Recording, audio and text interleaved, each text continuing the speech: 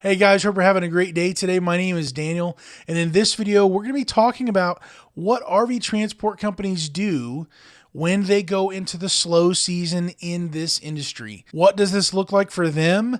How does this impact you, the driver? So I'm going to be sharing my thoughts. I don't know everything about everything, but I'm going to be sharing what I speculate on and what I do know and what I have heard and seen over the last several years. So we're going to go ahead and get right into it.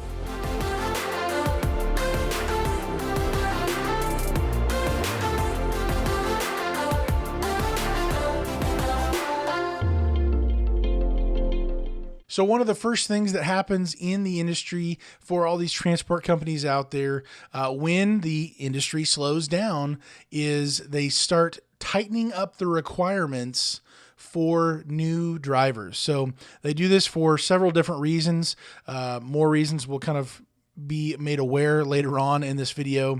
But first of all, they just don't need that many drivers to begin with. That's probably the primary reason. Why would you hire more people when you can't even give them that work, when they already have a lot more drivers as it is? This is not to say that transport companies never want to overhire for people, because in the busy season, they often do to hedge their bets to make sure they do have enough drivers. Normally they would overhire on the other end of the spectrum. So when it is the slower season, they would normally tighten up requirements and risk not having enough drivers in this area because they know that they don't have the freight, at least in this season right now, to where they're less concerned with being able to have enough drivers, because they know there's going to be a certain amount of drivers that stay on no matter what as people come and people go, but they're less concerned with the slower season than they are during the busier season, when they are more likely to just overhire and just get as many drivers as possible, because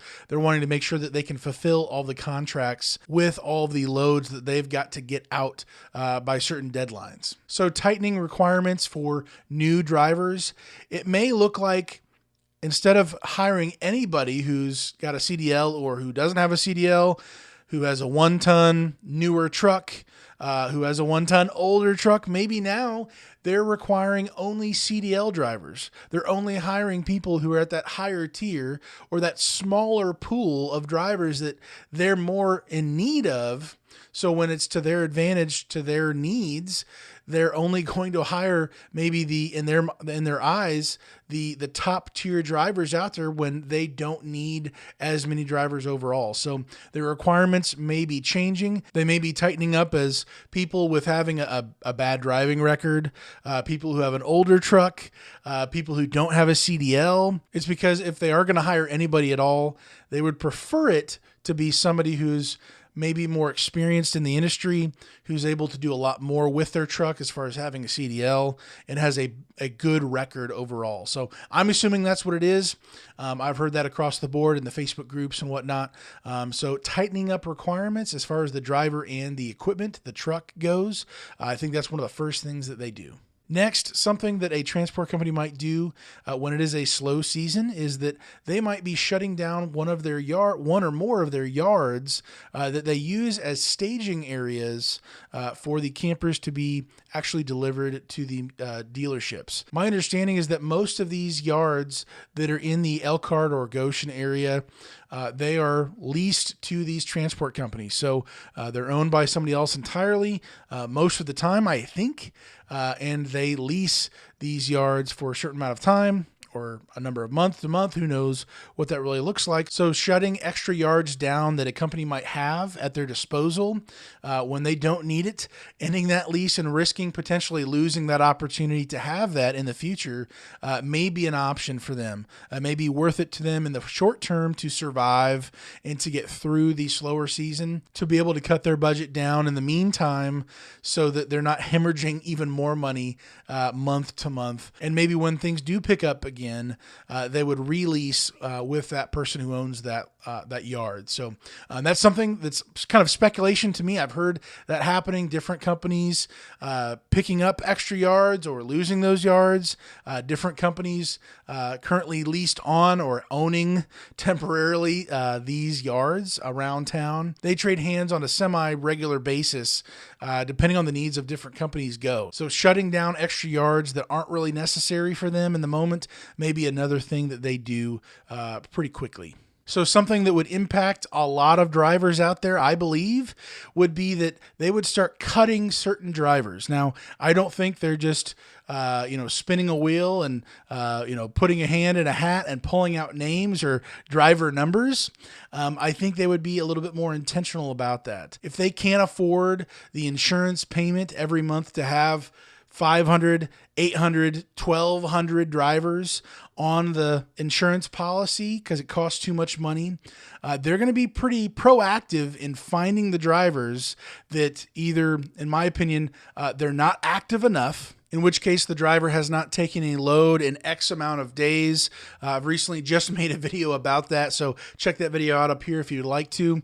But if a driver hasn't taken a load in a certain amount of days, then they're more likely to cut that person that just simply has not taken a load in so long. Now, that's kind of a double-edged sword because maybe there weren't enough loads for that person to even take, to even find one on the load board to take. So that's kind of a gray area across the board, but that's definitely something they would maybe cut certain drivers for that just haven't been active, period, or maybe haven't even been trying to get a load in a certain amount of time. Another area as far as cutting drivers is concerned in a slow season for RV transport companies is that they might cut people who get into accidents in the slow season, using that as a point to end your release, maybe when they normally wouldn't in the normal busier season because they're more desperate to. If you're getting into an accident in the slower season and maybe you haven't been there long enough to have a really good track record, if they want to, if they need to, and it's a whole lot easier to in the slower season, they may be more desperate to just cut you loose because they're trying to cut costs. They're trying to save money to stop the bleeding potentially in the slower season. Meanwhile, you getting into accidents in the slower season, in the winter season probably, you're doing the opposite effect. You're actually costing them more money. Their premiums, whatever that looks like for them on a much larger scale with that many more drivers, guaranteed you're a much larger target on the map, on the hit list of people to get out of here. I think that's another point of contention as a driver in the slower season. If you were to get into an accident, whether it's your fault or not, really doesn't matter a whole lot. If you're getting into an accident in the wintertime, I think the layer of grace may be a little bit thinner in the slower season for these RV transport companies. So that's another reason why they might be looking to cut certain drivers. And last but not least, a certain type of driver that would be easier to cut would be drivers that are very difficult to work with. I've stood in front of dispatchers before that are on the phone with other drivers. I've seen other drivers in person actually yell at people in the office. People storm out, yell and cuss and blame and accuse and all sorts of these things that are just way out of order, regardless of who's at fault, whatever's happened. I think these transport companies are much more likely to end and terminate your lease if you're a disgruntled driver, if you're upset and you cause a scene, if you're a constant pain to work with. You're not an employee, you're an independent contractor. They don't have to have you work there. If you're a pain point for them, this is the exact season when they're trying to limit all of the pain points, financially or not, to shore things up, to increase the efficiency. So cutting some drivers loose that maybe have a hot head, that can't communicate well, that are always arguing, always causing a problem. I think those drivers are a much easier target to say, you're gone. Bye. We don't need you here. So as far as drivers go, people getting into an accident, people who haven't taken a load in forever and they're really not trying to get a load, even though it's in the slower season, and then people who are just difficult in general to work with. I think those are the top three. They're going to be immediately pushed right off the cliff and said, we don't need you anymore. So make sure you're not one of those people, that you don't fall in one of those groups. Make sure you're even more safe out on the road. Be gracious when you're talking to people on the phone year round, not just in the slow season to cover your rear. Make sure you're good there. And then try to be active as much as you can, even when the season is very slow and there's not many loads going anywhere, or at least in places you might not want to go. In a similar way, just like RV transport drivers are concerned, also shuttle drivers. I would assume shuttle drivers would be cut just like actual transporter drivers. You don't need the same amount of shuttle drivers in the slow season as you would in the busier season, just like transport drivers. That's something else that transport companies, I believe, would do next to immediately, because you're just going to have a handful of guys, or maybe several, depending on how large the company is, that are just sitting there in the yard just saying, well, when can I get the next trailer? Well, we don't need this many drivers. Like, in one day, we might all just take one or two. Who knows what that would really look like, whether it's by seniority, who gets cut first, who gets cut last. But I would assume they don't need that many shuttle drivers, and they're going to say, you're gone. We couldn't use you because we don't even have enough loads to supply all these RV transporters. So shuttle drivers are probably a yearly, regularly scheduled chopping off of those who maybe don't do the best as far as performance, efficiency, or maybe seniority as far as time goes. Cutting shuttle drivers is definitely on the list, I would assume. Something else that probably happens at every transport company is policy changes.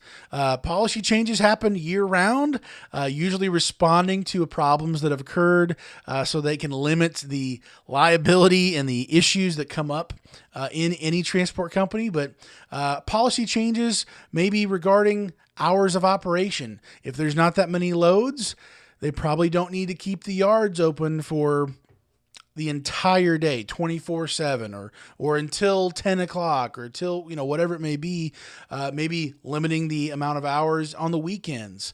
They're trying to cut costs in the slower season, right? So it would stand to reason they're probably trying to cut the cost of operation with each yard that they do have, and having a yard guard there to be able to inspect and get you in and out of the yard. So policy changes out in the field, literally in the yards, maybe also in the actual office. If there's not that many loads going out, maybe they don't have to have as many people, checking logbooks, doing this for different insurance purposes. Maybe the most recent person who was hired for these certain departments, they get let go or laid off for a time or something like that. I don't know all those nitty-gritty details about the office stuff. Nobody shares that stuff specifically with me, but I would assume, just like any other business out there, they're going to be running up against hemorrhaging money and people sitting there twiddling their thumbs going, well, what am I supposed to do now? I don't have enough work. Now, maybe there is work, but they don't have, things put in place to where they could utilize these people. And rather than figuring that out, they just say, we no longer need your services, at least for now, until it gets busy again, or cutting them down to part-time from full-time, and just saying, hey, we're doing what we can with what we have, and this is what it is. So, let's work together if we can. I would assume this is another point. Policy changes, shaking things up at the yards, at the office, and everywhere in between. So I'm sure there's several other points that RV transport companies do in the industry in the slow season to try to limit the cost, to limit the liability, to limit all of these things, to shrink, to adapt to the new season of the year before they go back to the more busier season. So these are some things that I shared, that I've thought of, that I've seen some of it, and I'm speculating on others. Let me know down in the comments below if this was a help to you, if you can think of anything else that transport companies might do in the slower season. I would love to hear your thoughts on that, of what these transport companies do in the slower season, so that we have a better understanding of what's going on in this industry at any given time. The good season, the busier season, the slow season, the rougher season, whatever that looks like. I think the more we're prepared and we have knowledge of what's going on, what's the flow of things, the better we're all off in the future. Don't forget to subscribe, like this video if this was a help to you. And with all that being said, hopefully you have a great day today, guys. Stay safe and God bless.